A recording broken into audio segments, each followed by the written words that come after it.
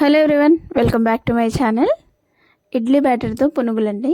మీ ఇంట్లో ఇడ్లీ పిండి మిగిలిపోతే మీరేం చేస్తారనేది నాకు కామెంట్ చేయండి. క్రిస్పీగా టేస్టీగా చాలా బాగుంటాయి. ఈవినింగ్ స్నాక్స్కి పిల్లలకి చేసి పెడితే హ్యాపీగా తింటారు.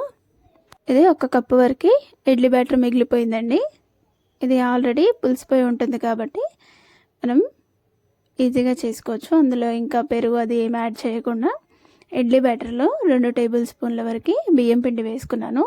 సన్నగా కట్ చేసిన కరివేపాకు, అలాగే సన్నగా కట్ చేసిన ఆనియన్స్, అల్లం ముక్కలు వేసుకున్నాను.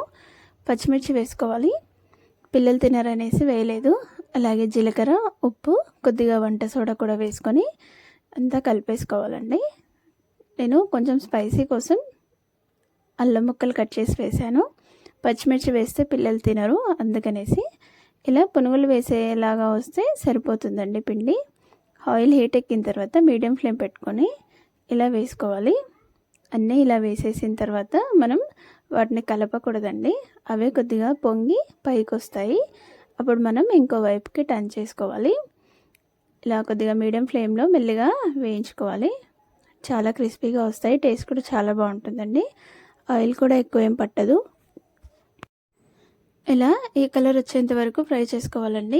మీడియం ఫ్లేమ్లో పెడితే అన్నీ ఈవెన్గా కుక్ అవుతాయి.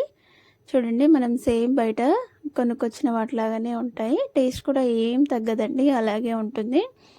చాలా క్రిస్పీగా వస్తాయి. టేస్ట్ కూడా పిల్లలు చాలా ఇష్టంగా తింటారు. చూడండి, చాలా అంటే చాలా క్రిస్పీగా ఉంటాయి. చిన్న పాపకైతే చాలా ఇష్టం. వేడిగా ఉన్నాయి.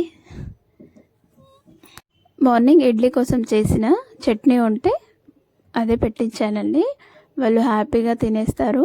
ఈవినింగ్ ఇలా ఏదైనా స్నాక్స్ చేసేస్తే ఇంకా స్నాక్స్ తినేసి హోంవర్క్ అయితే స్టార్ట్ చేస్తారు. చేతి కాలింది. టీవీ చూస్తూ స్నాక్స్ తింటూ ఎంజాయ్ చేస్తారు. నాకు కూడా వాళ్ళు అలా తినడం హ్యాపీగా అనిపిస్తుంది.